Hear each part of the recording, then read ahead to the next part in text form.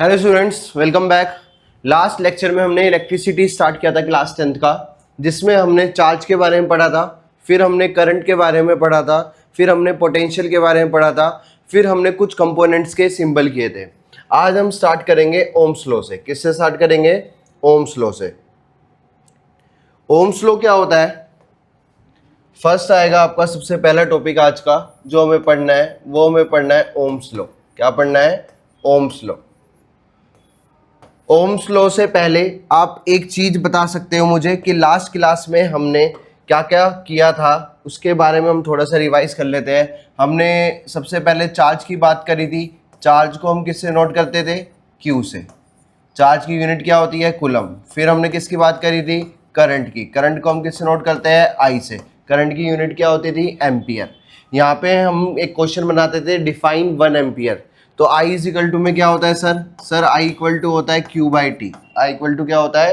Q by T. जब charge की value अगर मैं 1 कर दूं और टाइम की वैल्यू भी क्या कर दूं? 1, तो flow of 1 coulomb of charge in 1 second is known as 1 ampere. आई बात समझ में? इसके बाद हमने किया था पोटेंशियल। पोटेंशियल को भी किससे नोट करते हैं? V से। पोटेंशियल किससे नोट करते हैं? V से। और V किसके इक्वल होता था? W बाय Q के। यहाँ पे भी सेम क्वेश्चन बनता था, डिफाइन 1 वोल्ट। ये पोटेंशियल है, इसकी जो यूनिट होती है वो होती है वोल्ट। क्या होती है? वोल्ट। हमें ये डिफाइन करना है कि ये 1 वोल्ट कब होएगा। तो ये 1 वोल्ट कब होएगा? जब हमारा वर्क भी कितना हो जाए? 1 हो जाए, और चार्ज भी कितना हो जाए? 1 हो जाए। वर्क 1 का मतलब 1 जूल, चार्ज 1 का मतलब कितना हो गया? 1 coulomb. When 1 joule of work is done to move a 1 coulomb of charge is known as 1 volt। तो मैं क्या बोल सकता हूँ? 1 वोल्ट किसके बराबर होता है? 1 जूल पर कूलम के। बात आई समझ में? इसके बाद हमने सिंबल्स किए थे।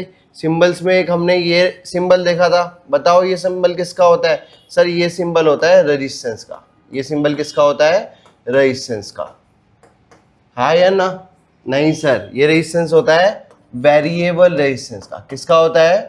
वेरिएबल रेजिस्टेंस का। रेजिस्टेंस का खाली क्या होता है? ये होता है, ये एरो नहीं लगता।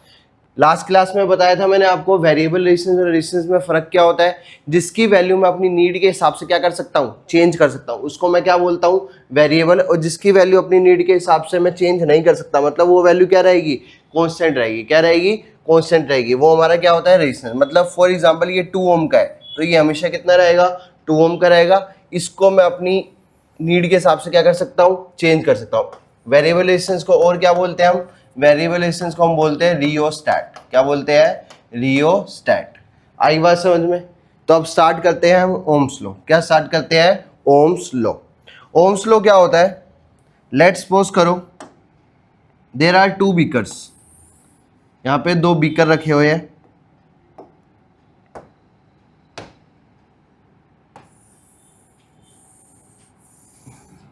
एक बीकर ये रखा हुआ है। इन दोनों बीकर में पानी भरा हुआ है। क्या भरा हुआ है? वाटर भरा हुआ है। लेट्स सपोज करो इन दोनों की बीकर की डायमेंशन, इनका जो लेवल है, जिस बेस पे ये बैठे हुए हैं या रखे हुए हैं, ये सब कुछ क्या है? सेम है।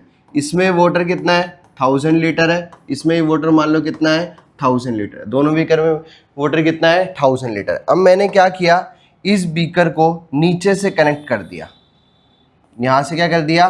कनेक्ट कर दिया। कनेक्ट का मतलब अब वाटर यहाँ से यहाँ पास हो सकता है। वाटर यहाँ से यहाँ क्या हो सकता है? पास हो सकता है। यहाँ से यहाँ क्या हो सकता है? पास हो सकता है। अभी वाटर फ्लो करेगा सर? दोनों में 1000 लीटर है, वाटर फ्लो करेगा? सर नहीं करेगा। अगर मैंने इसको 1000 की जगह 100 कर दिया, 1000 की जगह क्या कर दिया? 100 कर दिया। अब सर वाटर फ्लो करेगा? यस सर करेगा। कहाँ से कहाँ करेगा? 1000 से 100। कहाँ करेगा? 1000 से 100। तो यहाँ से क्या पता लगा कि जो पानी है वो कहाँ से कहाँ फ्लो हो रहा है? ज़्यादा से कम। ऐसी जो हमारा करंट होता है वो भी कहाँ से कहाँ मूव करता है? Higher potential to lower potential. ऐसी करंट कहाँ से कहाँ मूव करता है? Higher potential to lower potential. अगर ये दोनों 1000 थे तो पानी फ्लो किया? नहीं किया। मतलब अगर मेरे को पानी फ्लो कराना है तो इनके बीच में, दोनों के बीच में क्या होना चाहिए? डिफरेंस होना चाहिए। इन दोनों के बीच में क्या होना चाहिए? डिफरेंस। उसी डिफरेंस को हम क्या बोलते हैं साइंस में? Potential difference. अगर करंट मूव करवाना है, ये कोई कंडक्टर है, तो इन दोनों के एंड के बीच में कुछ ना कुछ क्या होना चाहिए? पोटेंशियल डिफरेंस होना चाहिए। अगर इनके बीच में पोटेंशियल डिफरेंस नहीं हुआ तो इसमें से करंट फ्लो नहीं करेगा। अगर ये भी ये कंडक्टर है, इस एंड के अक्रॉस अगर 3 वोल्ट है और इस एंड के अक्रॉस 5 वोल्ट है तो करंट फ्लो करेगा। कहां से कहां? हायर टू लोअर, क्योंकि इनके डिफरेंस कितना हो गया सर? 2 वोल्ट हो गया। अगर मैंने ये भी 3 वोल्ट कर दिया, इस एंड का भी, इस एंड का भी कितना कर दिया? 3 वोल्ट, तो दोनों के बीच में डिफरेंस कितना हो गया सर? दोनों के बीच में डिफरेंस हो गया 0 वोल्ट। कितना हो गया? 0। तो करंट फ्लो करेगा ही नहीं। अब देखो, जैसे पानी ज्यादा से कम फ्लो कर रहा था, ऐसे हमारा करंट कहां से कहां फ्लो करता है? Higher potential to lower potential. ठीक है, अगर मैं इसको 10 कर दूं तो अब इसमें 10 लीटर हो गया, इसमें कितना लीटर है? 1000 लीटर है। अब क्या है? पानी और तेजी से मूव करेगा। यही हमारा किसने बताया था? ओम्स लॉ ने बताया था। किसने बताया था? ओम्स लॉ ने। ओम्स लॉ ने क्या बोला था कि भाई एक कंडक्टर है, इस कंडक्टर के एंड के अक्रॉस जितना भी पोटेंशियल है वो डायरेक्टली प्रोपोर्शनल होएगा किसके? Current flow through it.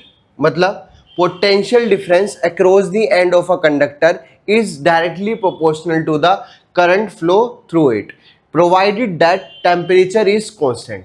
Provided that temperature is constant. अगर मेरे को डेफिनेशन लिखनी है तो मैं लिख सकता हूं, क्या लिख सकता हूं? Potential difference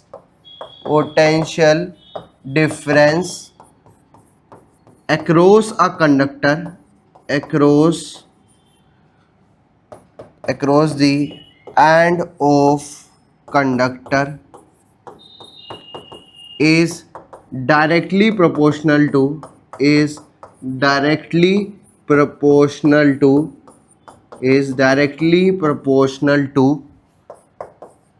current flow through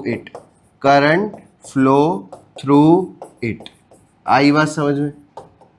मतलब जितना भी उसके अक्रॉस पोटेंशियल है, जितना भी उसके अक्रॉस क्या है? पोटेंशियल है, वो डायरेक्टली प्रोपोर्शनल किसके होएगा? जितना भी उसके अंदर क्या मूव कर रहा है? करंट मूव कर रहा है। क्या मूव कर रहा है? करंट मूव कर रहा है। आई बात समझ में? यस या नो? बट इसमें एक लाइन और ऐड करनी है, provided that temperature is constant. Temperature हमारा क्या होना चाहिए? कांस्टेंट होना चाहिए। अगर टेम्परेचर कांस्टेंट नहीं हुआ तो कंडीशन क्या हो जाएगी? चेंज हो जाएगी। बात समझ आई? तो ओम्स लॉ का समझ आ गया। ओम्स लॉ ने बोला potential difference across the end of a conductor is directly proportional to the current flow through it. मतलब V किसके डायरेक्टली प्रोपोर्शनल है? I के। अब डायरेक्टली प्रोपोर्शनल का साइन हटेगा तो सर क्या लगेगा? कांस्टेंट लगेगा सर। यहाँ पे जो कांस्टेंट लगता है वो लगता है R। क्या लगता है? R। तो ये जो R होता है, इसी R को हम बोलते हैं रेजिस्टेंस। इसी R को हम क्या बोलते हैं? रेजिस्टेंस। आई बात समझ में? इसी R को हम क्या बोलते हैं? रेजिस्टेंस। अगर मैं रेजिस्टेंस की यूनिट की बात करूं, किसकी बात करूं? रेजिस्टेंस की यूनिट की। तो रेजिस्टेंस की जो यूनिट होती है वो होती है ओम, OHM। क्या होती है? ओम। सिंबल क्या होता है भाई? उल्टा यू बना दो, अरे दोनों तरफ क्या कर दो? एक्सटेंड कर दो। ये ओम का क्या होता है? सिंबल होता है। बात समझ आई? तो डायरेक्टली प्रोपोर्शनल का साइन हटा तो क्या लगा? रेजिस्टेंस लगा। V इक्वल टू क्या हो गया? IR। अगर मैं यहाँ से I की वैल्यू निकालूं तो I इक्वल टू कितना हो जाएगा सर? I इक्वल टू हो जाएगा sir V/R। I equal to कितना हो जाएगा sir? V/R। Got it? Ohm's law क्या होता है? Potential difference across a conductor is directly proportional to the current flow through it. Directly proportional का sign हटाएंगे तो वहां पे क्या लगेगा? कांस्टेंट। जो यहाँ पे कांस्टेंट लगता है वो क्या लगता है? R। R क्या होता है सर? रेजिस्टेंस होता है। क्या होता है? रेजिस्टेंस। जो कि अभी मैंने आपको सिंबल बताया था रेजिस्टेंस का। रेजिस्टेंस का सिंबल क्या होता है सर? ये होता है सर रेजिस्टेंस का सिंबल। आई बात समझ में? ठीक है। अब पेपर में अगर ओम्स लॉ आता है तो डेफिनेशन लिखोगे, ये लिखोगे, फिर आप बनाओगे ग्राफ। आप क्या बनाओगे? ग्राफ। ग्राफ किस किस के बीच में बनेगा सर? ग्राफ बनेगा V और I के बीच में। किसके बच्चे बनेगा? V और I के बीच में। तो V का मतलब क्या होता है सर? पोटेंशियल। I का मतलब क्या होता है सर? करंट। तो मैंने ये बोला डायरेक्टली प्रोपोर्शनल है, मतलब जैसे जैसे V बढ़ेगा ऐसे ऐसे क्या बढ़ेगा? I बढ़ेगा। अगर V घटेगा तो I भी क्या होएगा? घटेगा। तो ग्राफ कैसा बनेगा सर? ग्राफ बनेगा सर स्ट्रेट लाइन। ग्राफ कैसा बनेगा सर? स्ट्रेट लाइन बनेगा। बात आई समझ है? क्योंकि V डायरेक्टली प्रोपोर्शनल किसके है? I के। V डायरेक्टली प्रोपोर्शनल किसके है सर? I के। तो ग्राफ कैसा बनेगा? स्ट्रेट लाइन बनेगा सर। कैसा बनेगा? Straight line. Got it? ठीक है। जो ये है ये क्या देगा? स्लोप। क्या देगा? स्लोप। स्लोप किसका? रेजिस्टेंस का। किसका? रेजिस्टेंस का।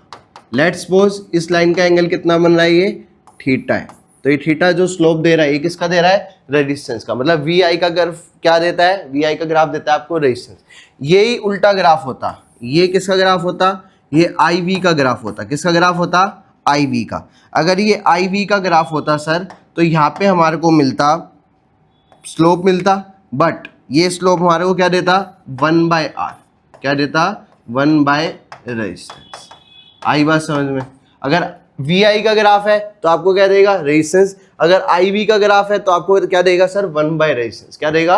1/ रेजिस्टेंस। अब जो इस पे क्वेश्चन बनते हैं, ये आपके सीबीएसई में क्वेश्चन आया हुआ है। ये देखो, ये आपका एक ग्राफ दे रखा था, ये दिया v और ये क्या दे दिया? i। एक दे दिया v और एक क्या दे दिया? i। अब इसमें उन्होंने 3 लाइन बना के दे दी, 1 2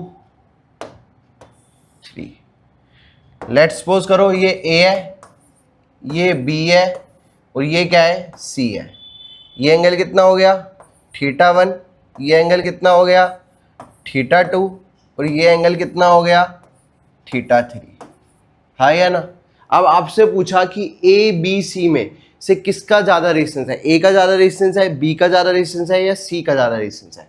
ग्राफ कौन सा दे रखा है? वी आई। कौन सा दे रखा है? वी आई। तो आपको क्या याद रखना है कि भाई अगर सर वी आई का ग्राफ गिवन है, सर कौन सा ग्राफ गिवन है? वी आई ग्राफ गिवन है। कौन सा ग्राफ गिवन है? वी आई। तो हम क्या बोलेंगे? हम ये बोलेंगे जितना ज्यादा थीटा होएगा या जितना ज्यादा स्लोप होएगा उतना ज्यादा क्या होएगा? रेजिस्टेंस। मतलब थीटा जितना ज्यादा होएगा उतना ही ज्यादा हमारा क्या होएगा? रेजिस्टेंस होएगा। कौन से ग्राफ में? वी आई ग्राफ में। कौन से ग्राफ में? वी आई ग्राफ में। बात आई समझ में? क्या बोल रहा हूँ सर? अगर वी आई ग्राफ दे रखा है हमारे को, तो वी आई ग्राफ में जितना ज्यादा थीटा होएगा उतना ज्यादा हमारा क्या होएगा? रेजिस्टेंस होएगा। तो अगर रेजिस्टेंस की अगर मैं बात कर रहा हूं, तो अगर ए में देखता हूं तो ए का सबसे ज्यादा थीटा है। ए का थीटा कितना है? θ3 सबसे ज्यादा, फिर बी का, फिर सी का। तो मैं क्या बोल सकता हूं यहाँ पे? Resistance of A is greater than resistance of B is greater than resistance of C. आई बात समझ नहीं आई? भाई मैंने क्या बोला? अगर आपको वी आई ग्राफ गिवन है, कौन सा ग्राफ गिवन है? वी आई। तो जितना ज्यादा रेजिस्टेंस होएगा और उतना ही ज्यादा उसका क्या होएगा? स्लोप होएगा। ये क्या बोल सकता हूं? जितना ज्यादा स्लोप होएगा या जितना ज्यादा थीटा होएगा उतना ही ज्यादा आपका क्या होएगा? रेजिस्टेंस होएगा। उतना ही ज्यादा क्या होएगा? रेजिस्टेंस होएगा। आई बात समझ? यस या नो?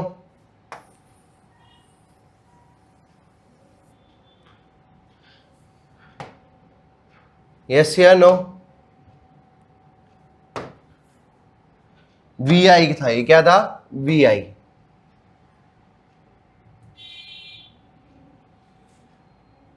ये क्या था? We I.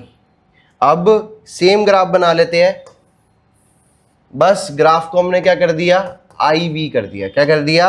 I we. अब मैंने हमारी ये 3 सेम क्वेश्चन गिवन है, 1 2 ए बी सी मान लो, 1 2 3 मान लो। ये हमारा क्या हो गया? फर्स्ट हो गया। ये हमारा क्या हो गया? सेकंड हो गया। ये हमारा क्या हो गया? थर्ड हो गया। अब जो हमारे को ग्राफ गिवन है सर, देखो पिछले क्वेश्चन में जो ग्राफ था वो क्या था? वी आई था।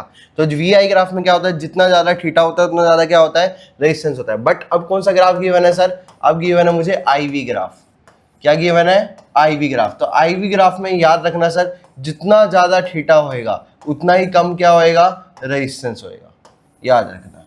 क्या आई वी ग्राफ क्या देता है? अभी बताया था 1/ रेजिस्टेंस देता है। क्या देता है? 1/ रेजिस्टेंस। तो आई वी ग्राफ में जितना ज्यादा थीटा होएगा, लेट्स सपोज ये एंगल कितना है? θ1। ये एंगल कितना है? θ2। ये एंगल कितना है?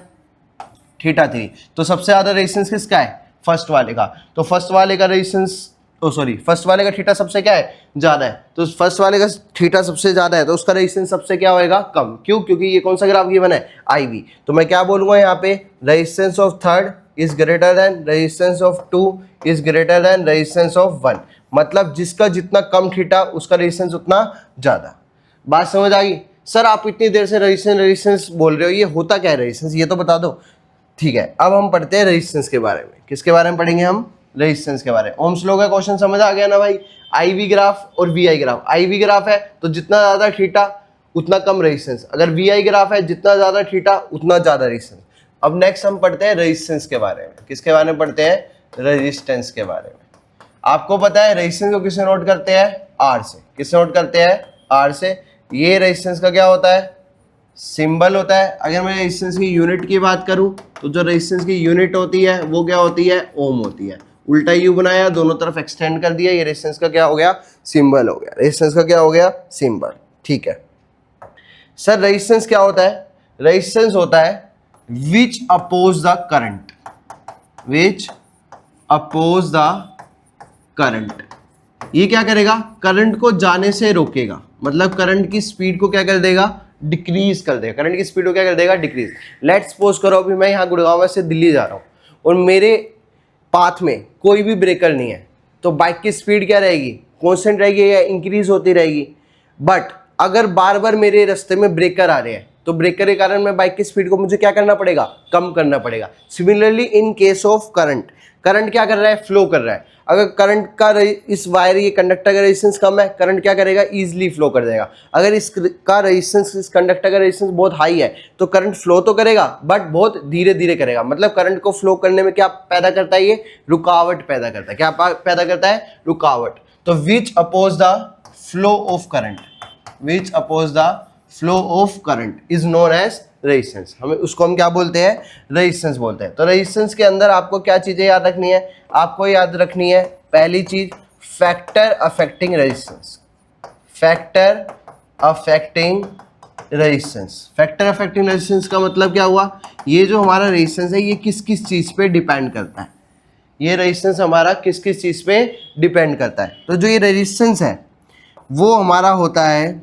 डायरेक्टली प्रोपोर्शनल होता है लेंथ के। डायरेक्टली प्रोपोर्शनल किसके होता है, लेंथ के। मतलब ये कोई कंडक्टर है, इस कंडक्टर की लेंथ मान लिया मैंने कितना है, एल है। कितनी है, एल है। इसका एरिया कितना है, ए है। तो जो रेजिस्टेंस होएगा वो डायरेक्टली प्रोपोर्शनल किसके होगा, इसकी लेंथ के। इनवर्सली प्रोपोर्शनल होता है इसके एरिया के। डायरेक्टली प्रोपोर्शनल किसके होता है सर, लेंथ के। इनवर्सली प्रोपोर्शनल किसके होता है सर, एरिया के। ये कौन सी इक्वेशन, फर्स्ट। ये कौन सी equation, second. Combine first and second, combine first and second. अगर मैं दोनों इक्वेशन को कंबाइन कर दूं तो आर डायरेक्टली प्रोपोर्शनल किसके आ जाएगा, एल बाय ए के। देखो एल ऊपर था, ए नीचे था, तो आर डायरेक्टली प्रोपोर्शनल किसके आ गया, एल बाय ए के। सर डायरेक्टली प्रोपोर्शनल का साइन हटाऊंगा तो क्या लगेगा, एक कांस्टेंट लगेगा। उस कांस्टेंट को क्या बोलते हैं सर, रो बोलते हैं। क्या बोलते हैं, रो। आर इक्वल टू क्या हो जाएगा, रो एल बाय ए। इसको प्रोनाउंसिएशन में हम क्या बोलते हैं, रो। और होता क्या है ये, रजिस्टिविटी। क्या होती है, रजिस्टिविटी। अब इसके बारे में पढ़ते हैं। आर इक्वल टू कितना हो गया, rho L by A. R equal to कितना हो गया, रो एल बाय ए। तो यहाँ से क्या पता लगा, जो हमारा रेजिस्टेंस है वो किस किस फैक्टर पे डिपेंड कर रहा है। सर रेजिस्टेंस डिपेंड कर रहा है लेंथ पे, रेजिस्टेंस किस पे डिपेंड कर रहा है, एरिया पे। ठीक है। और रेजिस्टेंस किस पे डिपेंड करेगा सर, टेम्परेचर पे। और किस पे डिपेंड करेगा, नेचर ऑफ मटेरियल पे।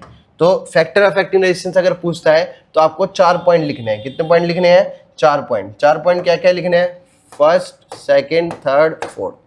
पहला पॉइंट क्या लिखोगे सर, पहला पॉइंट लिखोगे आप किस पे डिपेंड करता है, length, length of the conductor, length of the conductor. ठीक है। सेकंड सर एरिया पे, तो area of cross section, area of cross section पे डिपेंड करेगा। ठीक है सर। थर्ड किस पे डिपेंड करता है सर, थर्ड डिपेंड करता है नेचर ऑफ मटेरियल पे। थर्ड किस पे डिपेंड करेगा, नेचर ऑफ मटेरियल पे। चौथा किस पे डिपेंड करता है सर, टेम्परेचर पे। चौथा किस पे डिपेंड करता है, टेम्परेचर पे। तो अगर मैं फैक्टर अफेक्टिंग रेजिस्टेंस की बात करूं तो ये मेरे फैक्टर अफेक्टिंग रेजिस्टेंस कितने हैं, 4। पहला लेंथ ऑफ द कंडक्टर, दूसरा एरिया ऑफ क्रॉस सेक्शन, तीसरा नेचर ऑफ मटेरियल, चौथा टेम्परेचर। चौथा हमारा क्या हो गया, टेम्परेचर हो गया। ये किसके फैक्टर अफेक्टिंग हो गए, ये फैक्टर अफेक्टिंग हो गए हमारे रेजिस्टेंस के। किसके हो गए, रेजिस्टेंस के। और जहां से एक फॉर्मूला निकल के आया हमारा क्या, आर इक्वल टू में rho L by A, R equal to में rho L by A. Similarly अगर मैं बात करता किसकी, अगर मैं बात करता रेजिस्टिविटी की, किसकी बात करता, factor affecting resistivity, factor affecting resistivity. तो रेजिस्टिविटी सर 2 ही चीज़ों पे डिपेंड करती है। रेजिस्टिविटी कितनी चीज़ों पे डिपेंड करती है सर, 2 चीज़ों पे। पहला डिपेंड करती है सर वो नेचर ऑफ मटेरियल पे। अगर मटेरियल चेंज नहीं हुआ तो रेजिस्टिविटी चेंज नहीं होगी। तो पहला क्या हो गया, nature of material. And second sir depend करती है टेम्परेचर पे। सेकंड किस पे डिपेंड करती है, टेम्परेचर पे। बात समझ आई। ये हमारा क्या था, रेजिस्टेंस था सर। ये क्या था हमारा, रेजिस्टेंस था। आई बात समझ में? तो ये हमारा क्या था, factor affecting resistance and factor affecting resistivity. Resistivity का याद रखना, नेचर ऑफ मटेरियल टेम्परेचर है, अगर मटेरियल चेंज मैं नहीं करता तो रेजिस्टिविटी चेंज नहीं होगी। तो रेजिस्टिविटी हमेशा कितनी रहेगी, रो रहेगी। रेजिस्टिविटी कितनी रहेगी सर, रो रहेगी। नेक्स्ट इधर देखो, ये कंडक्टर है जिसकी लेंथ मैंने कितनी मानी, L है, और एरिया कितना है, A है। जिसकी लेंथ कितनी है, L है, एरिया कितना है, A है। इस कंडक्टर को मैंने क्या किया, पकड़ के एक्सटेंड कर दिया। पकड़ के क्या कर दिया, एक्सटेंड। मैंने इसकी लेंथ मान ली कितनी, L से मैंने कर दी इसकी लेंथ, लेट्स सपोज करो 12 कर दी। लेंथ कितनी कर दी मैंने इसकी, 12। अब मुझे बताना है एरिया कितना हो गया होगा। मुझे क्या बताना है, एरिया कितना हो गया होगा। बात समझ आई? एक कंडक्टर था जिसकी लेंथ कितनी थी, L, एरिया कितना था, A। मैंने इसको खींचा, खींच के इसकी लेंथ को क्या कर दिया, 12 कर दिया। आप एक चीज बताओ मुझे, अगर मैं बात करूं इन दोनों कंडक्टर की वॉल्यूम की, इन दोनों कंडक्टर की किसकी बात करूं मैं, वॉल्यूम की, तो दोनों की जो वॉल्यूम होगी वो हमेशा क्या रहेगी सर, कांस्टेंट रहेगी। दोनों की वॉल्यूम हमेशा क्या रहेगी सर, कांस्टेंट रहेगी। बात सेम है भाई, वही तो कंडक्टर था। अभी इसमें 1 लीटर पानी आ रहा है, तो मैं इसको अगर खींच भी दूंगा, एक्सटेंड भी कर दूंगा, अभी भी कितना आएगा, 1 लीटर पानी आएगा। तो मतलब वॉल्यूम हमेशा इसकी क्या रहेगी, कांस्टेंट रहेगी। वॉल्यूम कांस्टेंट का मतलब क्या हुआ सर, सर वॉल्यूम कांस्टेंट का मतलब ये हुआ, अगर मैं फर्स्ट वाले कंडक्टर की बात करूं, ये हमारा हो गया फर्स्ट कंडक्टर, ये हमारा हो गया सेकंड कंडक्टर। फर्स्ट कंडक्टर की बात करूं, इसमें अगर मैं वॉल्यूम के फॉर्मूले की बात करता हूं, तो इसमें वॉल्यूम का फॉर्मूला होएगा एरिया इंटू लेंथ। क्या हो गया, एरिया इंटू लेंथ। अगर सेकंड में बात करूं तो लेंथ कितनी है, लेंथ की जगह आ जाएगा 2L आ जाएगा। एरिया निकालना है तो मैंने उसको मान लिया A डैश, तो L से L क्या हो गया, कैंसिल। तो A डैश कितना आ गया, A/2। A डैश कितना आ गया सर, A/2। मतलब अगर लेंथ को मैंने 2 गुना कर दिया तो एरिया क्या हो जाएगा, हाफ हो जाएगा। लेंथ को अगर मैंने 2 गुना कर दिया तो जो मेरा एरिया है वो क्या हो जाएगा, हाफ हो जाएगा सर। अब देखो ये है, इसकी लेंथ कितनी थी L, एरिया कितना था, A था। अब मैंने क्या किया, इसको कंप्रेस कर दिया। पहले में क्या किया था, एक्सटेंड किया था। इसकी लेंथ मैंने कितनी कर दी, L/2। अब बताओ एरिया क्या होएगा, अब बताओ क्या एरिया। सर सेम चीज करनी है, क्या, दोनों की वॉल्यूम को क्या कर दो, इक्वेट कर दो। अगर मैं फर्स्ट वाले की वॉल्यूम की बात करूं तो इसकी वॉल्यूम कितनी होगी, area into length AL।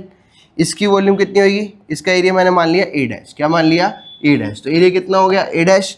Length की बात करूँ तो लेंथ कितनी होगी, L/2। L से L क्या हो गया, कैंसिल। 2 डिवाइड में उधर जाएगा तो A डैश कितना आ गया, 2/2 ऑफ A आ गया। A डैश कितना आ गया, 2/2 ऑफ A। तो देखो सर यहाँ से क्या पता लगा, देखो क्या पता लगा, अगर मैं लेंथ को ट्वाइस कर रहा हूँ तो एरिया क्या हो रहा है, हाफ। अगर मैं लेंथ को हाफ कर रहा हूँ तो एरिया क्या हो रहा है, 2 टाइम्स बढ़ रहा है। मतलब यहाँ से एक रिलेशन निकलता है कि जितनी लेंथ मैं डिक्रीज करूंगा उतना ही एरिया क्या हो जाएगा, इंक्रीज। अगर ये देखो, अगर मैं इस कंडक्टर की बात करता हूं, इस कंडक्टर को इससे कंपेयर कर रहा हूं फर्स्ट वाले से, इसकी लेंथ L थी, इसकी लेंथ मैंने कर दी L/4। क्या कर दी, L/4। अब एरिया कितना होएगा सर, देखो कितने गुना लेंथ घटी है सर, 4 गुना लेंथ घटी है। अगर 4 गुना लेंथ घटी है तो एरिया कितना गुना बढ़ जाएगा सर, जितना घटा है उतना क्या हो जाएगा, बढ़ जाएगा। 4 गुना घटा है तो एरिया कितना गुना बढ़ जाएगा सर, 4 गुना बढ़ जाएगा। तो एरिया कितना हो जाएगा, 4 है। एरिया कितना हो जाएगा, 4 है। ये अभी हमारे क्वेश्चन में यूज होगा, ध्यान रखना। बात समझ आई? अगर लेंथ को मैंने 4 गुना डिक्रीज किया है तो एरिया 4 गुना क्या हो जाएगा सर, एरिया 4 गुना सर इंक्रीज हो जाएगा। अगर मैं एरिया को 4 गुना इंक्रीज कर रहा हूं या एरिया को 4 गुना डिक्रीज कर रहा हूं तो सर लेंथ 4 गुना क्या हो जाएगी, इंक्रीज हो जाएगी। मतलब वाइस वर्सा रहेगा, मतलब रेसिप्रोकल रहेगा सर। क्या, एक चीज घट रही है तो दूसरी चीज क्या होगी, बढ़ेगी। क्यों, क्योंकि वॉल्यूम का फॉर्मूला क्या है, एरिया इंटू लेंथ। तो वॉल्यूम तो हमेशा कांस्टेंट रहेगी। देखो वॉल्यूम का फॉर्मूला क्या है, वॉल्यूम का फॉर्मूला है sir area multiply by length. ये हमेशा क्या है, ये हमेशा सर कांस्टेंट है।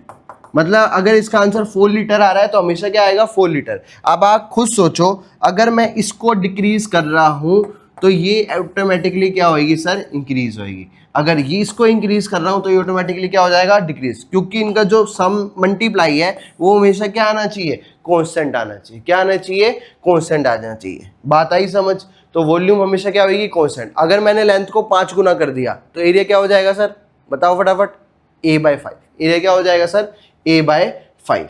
आई बात समझ? तो ये हमारा क्या था, Ohm's law and resistance. Resistance में हमने दो चीजें पढ़ी, फैक्टर अफेक्टिंग रेजिस्टेंस। रेजिस्टेंस क्या होता है, जो करंट का क्या करता है, अपोज करता है।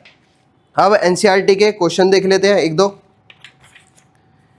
हाँ, इस क्वेश्चन से पहले ये चीज और ध्यान रखना, अगर आर के फॉर्मूले की मैं बात करता हूं तो आर इक्वल टू क्या था, रो एल बाय ए, यस या नो। ये ए क्या था सर, ए था sir area of cross section. ये ए क्या था sir, area of cross section. तो एरिया ऑफ क्रॉस सेक्शन का मतलब क्या होता है sir, area of cross section का मतलब होता है, लेट्स सपोज करो ये कंडक्टर है, इसका मुझे एरिया ऑफ क्रॉस सेक्शन निकालना है। मैंने इसको अगर बीच में से कट कर दिया तो कट करने के बाद ये बिल्कुल क्या दिखाई देगा मुझे, सर्कुलर दिखाई देगा। क्या दिखाई देगा, सर्कल। तो उस सर्कल के एरिया की बात हो रही है।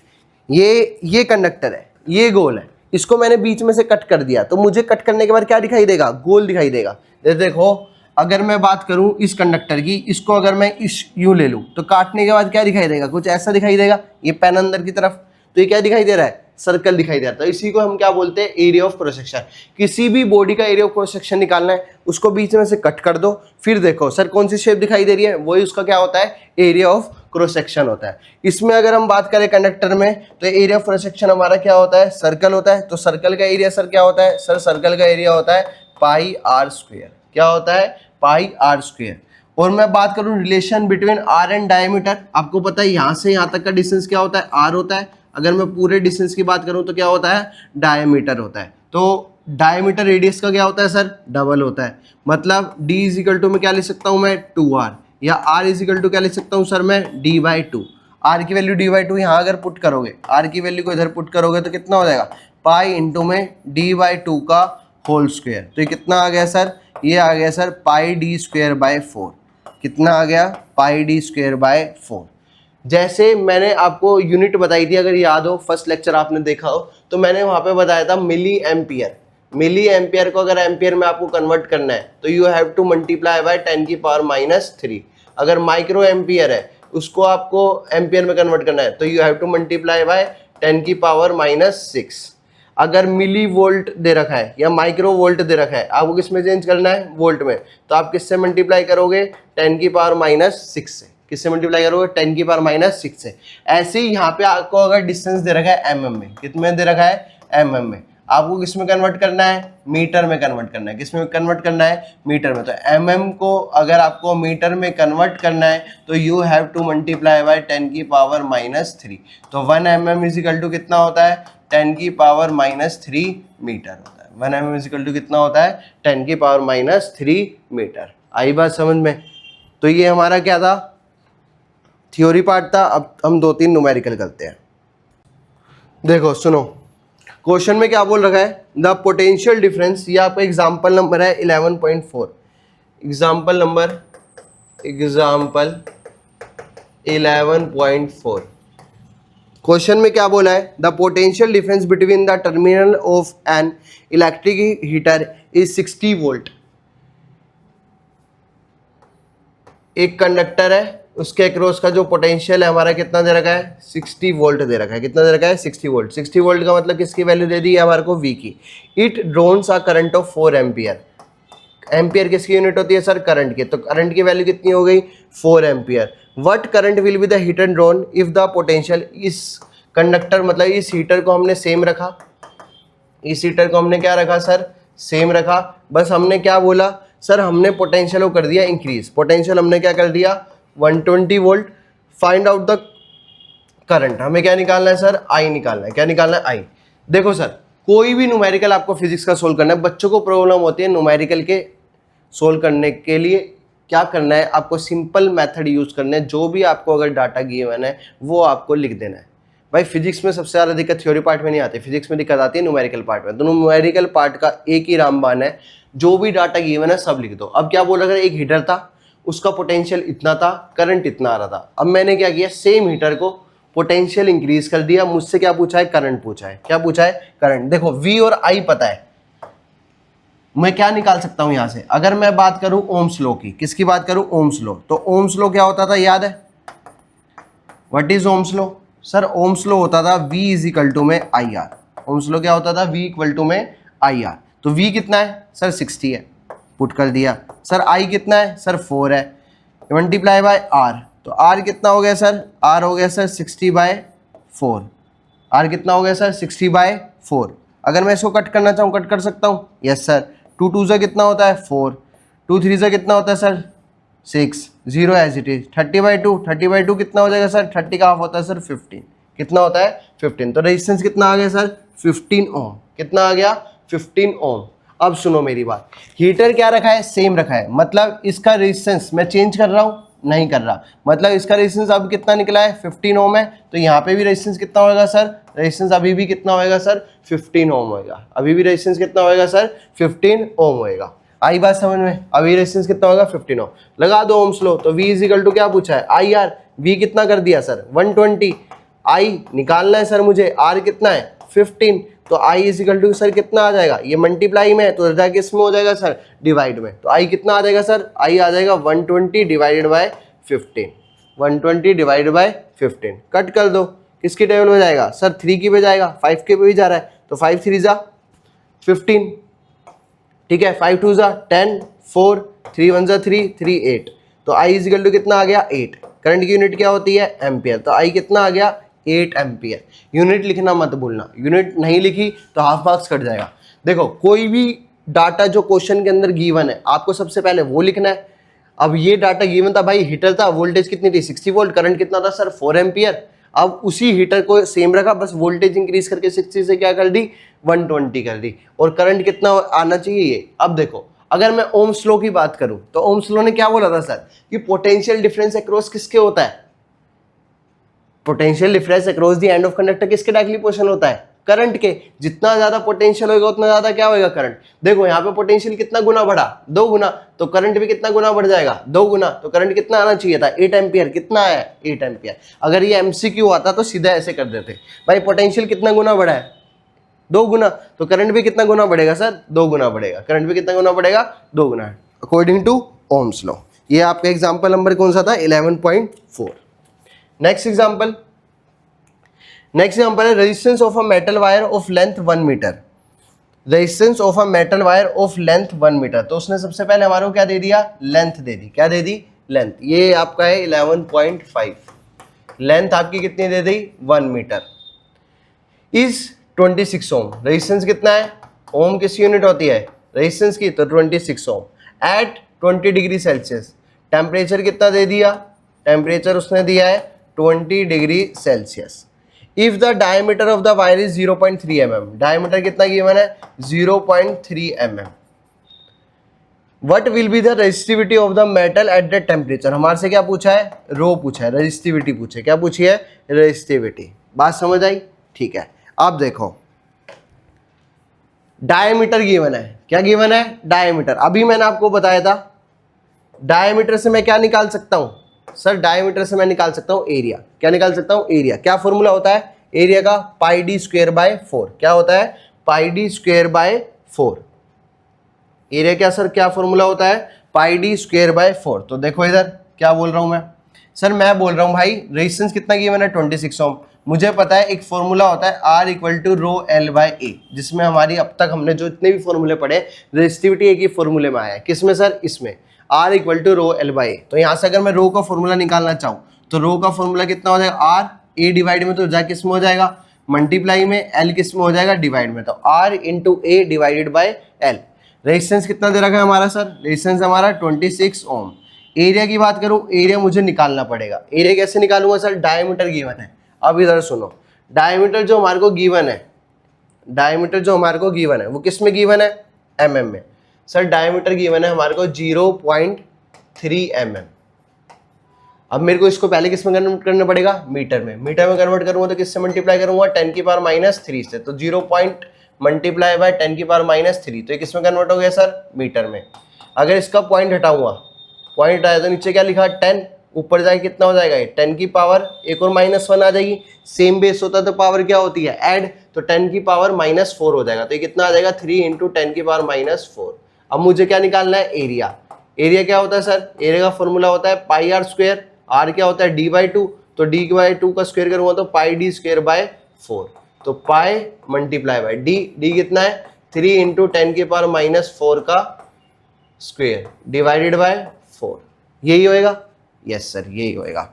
अब 3 का स्क्वायर करो, तो 3 का स्क्वायर करूँगा तो कितना आ जाएगा, पाई इंटू 3 का स्क्वायर कितना हो गया 9, 10 की पावर -4, पावर का पावर हमेशा क्या होता है मल्टीप्लाई, तो 4 इंटू 2 कितना आ जाएगा 8, तो 9 इंटू 10 की पावर -8 डिवाइडेड बाई कितना आ जाएगा 4।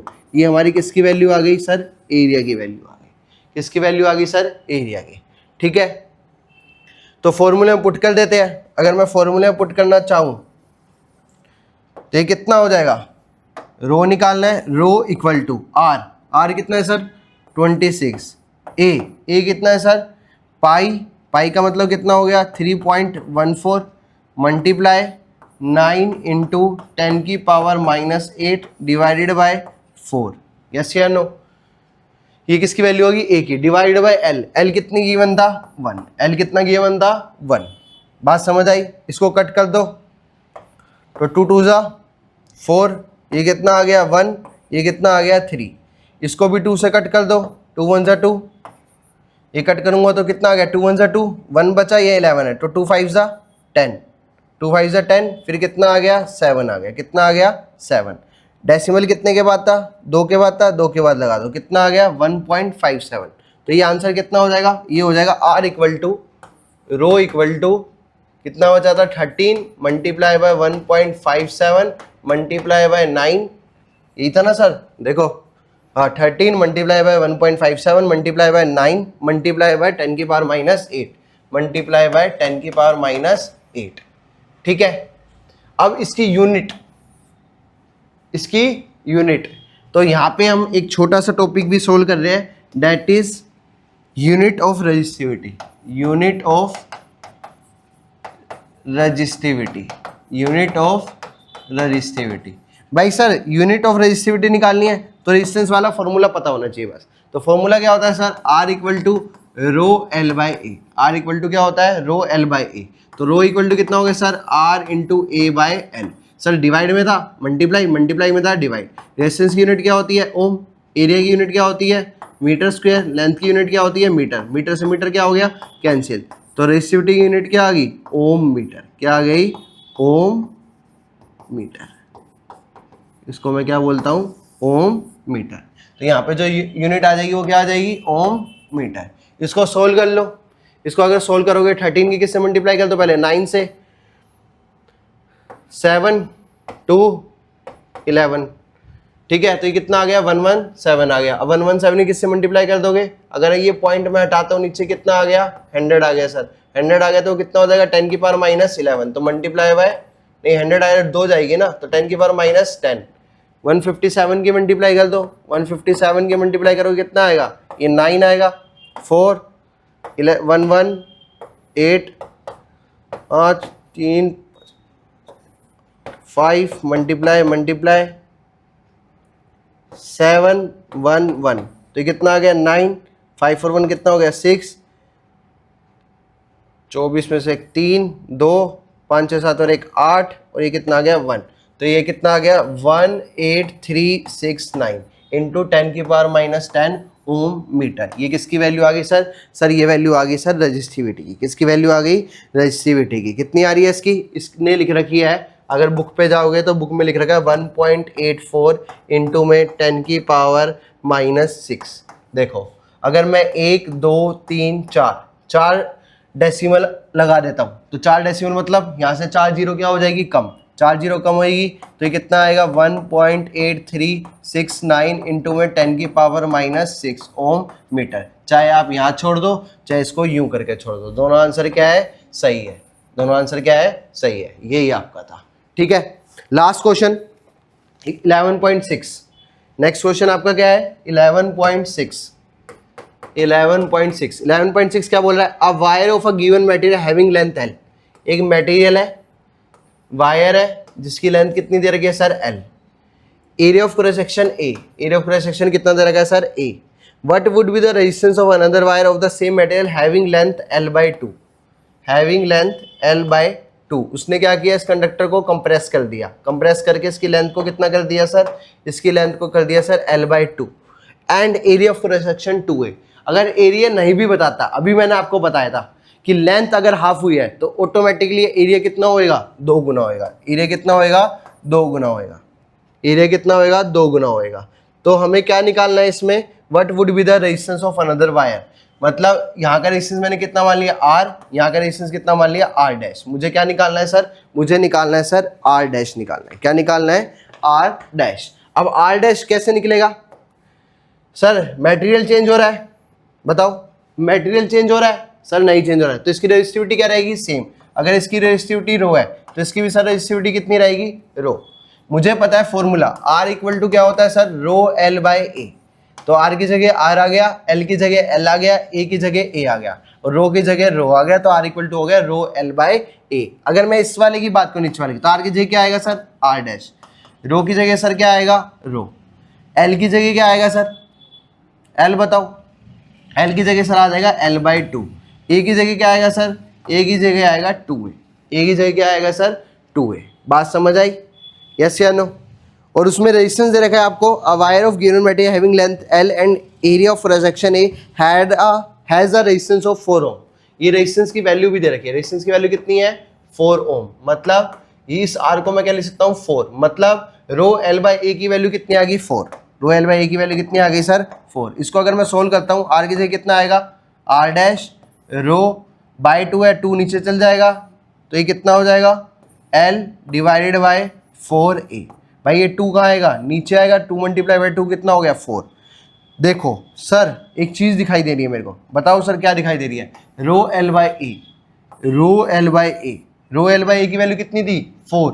रो L बाई ए की वैल्यू यहाँ पे पुट कर दूँ 4, तो 4 बाय 4 कट गया, आंसर कितना आ गया, 1 ओम। कितना आ गया, 1 ओम। तो मतलब नई वायर का जो रेजिस्टेंस होएगा वो कितना हो जाएगा, 1 ओम हो जाएगा। नई वायर का रेजिस्टेंस कितना हो जाएगा, 1 ओम। बात समझ आई। आज की क्लास के अंदर हमने सबसे पहले क्या किया, ओम्स लॉ पढ़ा। क्या पढ़ा, ओम्स लॉ। ओम्स लॉ के बाद हमने क्या पढ़ा, ओम्स लॉ के बाद सर हमने पढ़ा रेजिस्टेंस। क्या पढ़ा, रेजिस्टेंस। सर रेजिस्टेंस के बाद हमने पढ़ा factor affecting resistance and factor affecting resistivity. फिर हमने उन पे क्या किए, न्यूमेरिकल किए। क्या किए, न्यूमेरिकल।